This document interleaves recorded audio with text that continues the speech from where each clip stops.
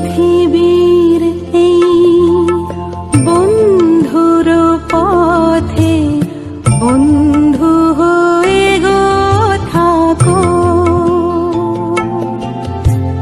সাথে সাথে রয়ে তব প্রেম আঁখি মোর পানে সদা রাখো।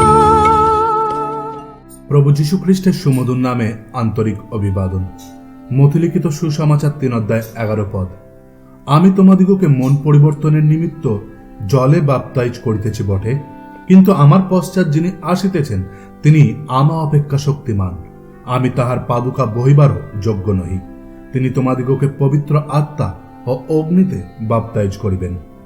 যখন লোকেদেরকে মন ফেরানোর কথা বললে তারা তার ডাকে সাড়া দিয়ে বাপ্তিস্ম নেওয়ার জন্য জর্দন নদীর তীরে এলেন, এবং তিনি আর এক ব্যক্তি যিশুর পরিচয় দিয়ে বললেন, তিনি আমার পিছনে আসছেন এবং আমি তার পায়ের জুতো বহন করবারও যোগ্য নই। তিনি শক্তিশালী। এবং তিনি আরো বললেন, তিনি ঈশ্বরের মেষশাবক, যিনি জগতের পাপভারকে তুলে নিয়ে যান। প্রভু যীশু খ্রিস্ট নির্দোষ নিষ্কলঙ্ক হওয়া সত্ত্বেও এক মেষের মতো নিজের জীবনকে বলিদান করেছেন, যেন মানুষ পাপের ক্ষমা পায় তার পবিত্র বলিদানের দ্বারা।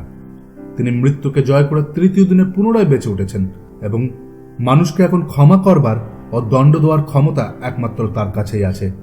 যে কেউ তাকে বিশ্বাস করে তিনি তাদেরকে পবিত্র আত্মার বাপ্তিস্ম দেন, অর্থাৎ সেই ব্যক্তি উদ্ধার পাওয়াতে এই উদ্ধারের নিশ্চয়তা দেওয়ার জন্য পবিত্র আত্মা ঈশ্বর তার অন্তরে বসবাস শুরু করেন।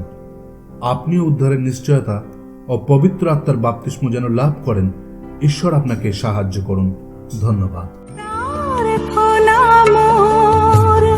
তব কাছে প্রভু করি